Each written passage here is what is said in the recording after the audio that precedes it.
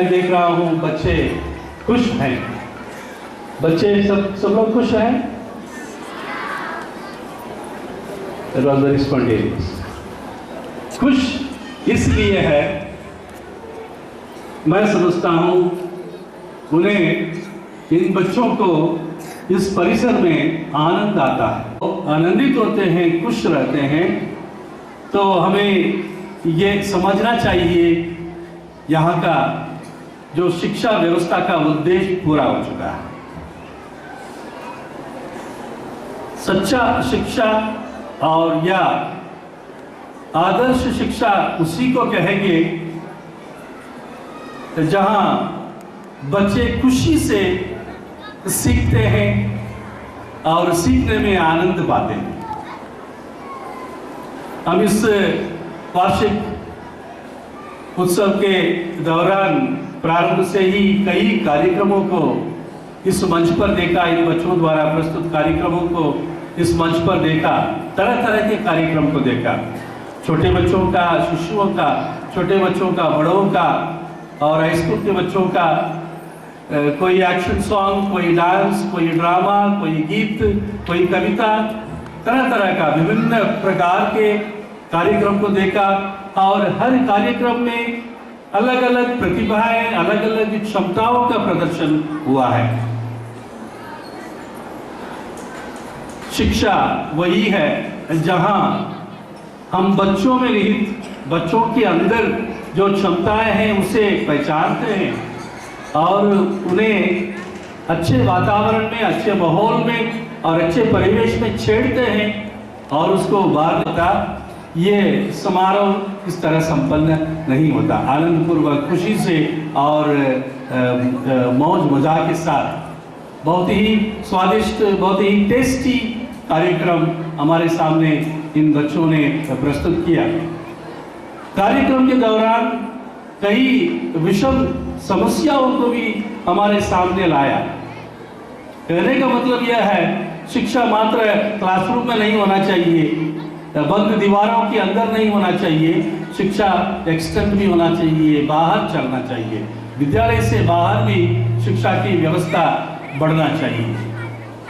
तो बच्चों ने एक साधन बना आज हम सबको कुछ न कुछ सिखाने में, हम सबके चिंतन को, हम सबके मंथन को जगाने में। और मैं समझता हूँ शिक्षा यहाँ पर एक संपूर्ण रूप लेता है। शिक्षा का व्यवस्था एक संपूर्ण रूप वहां जाकर के लिया है।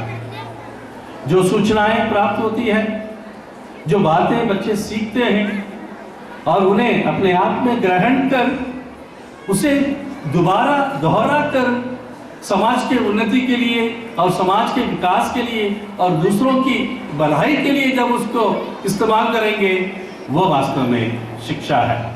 नहीं तो वो सूचना मात्र रह जाएगा और रटकर तोता परीक्षा में उसको उल्टी कर देगा, कुछ नंबर पाएगा और एक सर्टिफिकेट लेके मूर्ख की तरह घूमता रहेगा।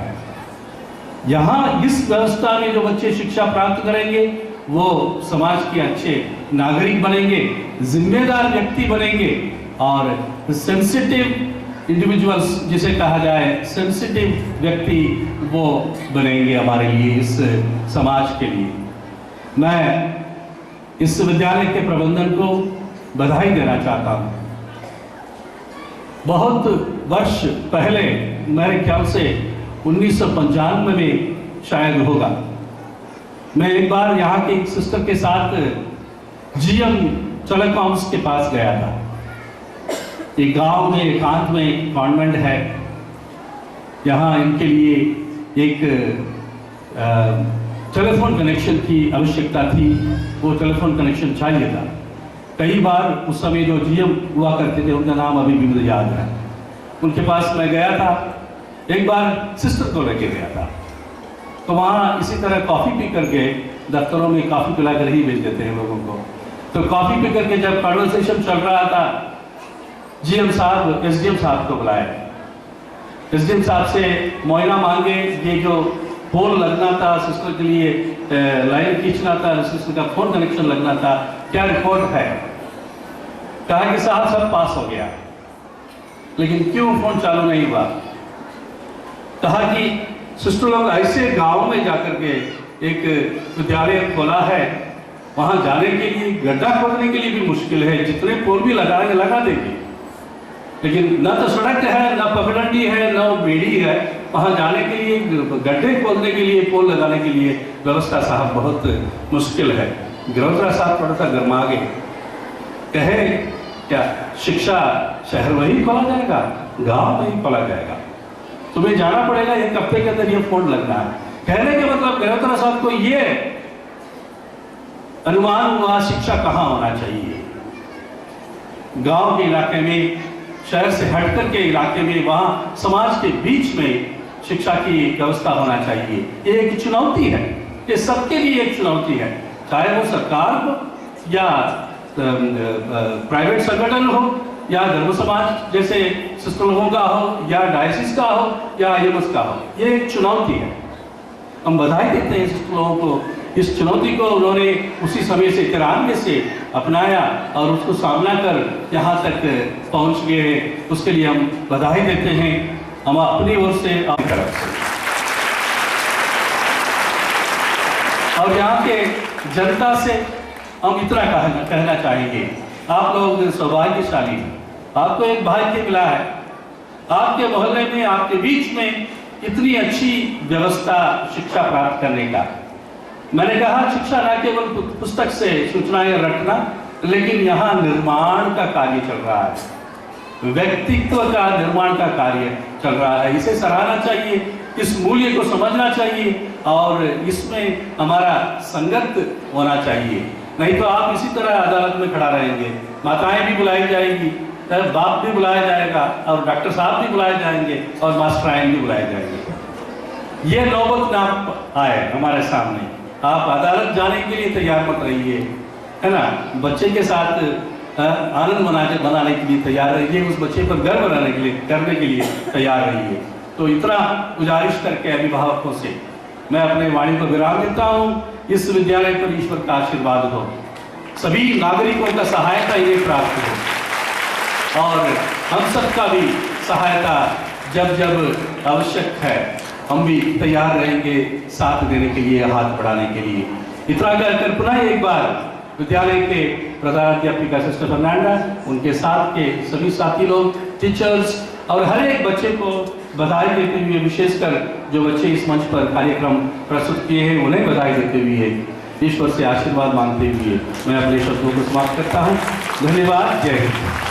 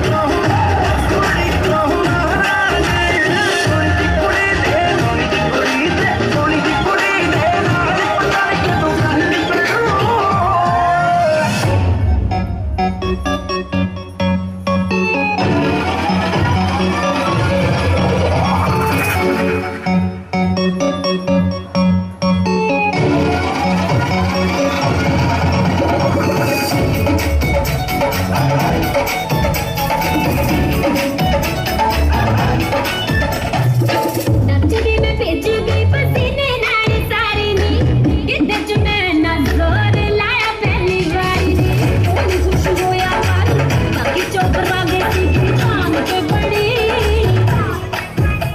मेरे नचदी दे पैरां विच नील पै गया ओ कहंदा गल नी बनी मेरे नचदी दे पैरां विच नील पै गया कहंदा गल नी बनी कहंदा गल नी बनी हो कहंदा गल नी बनी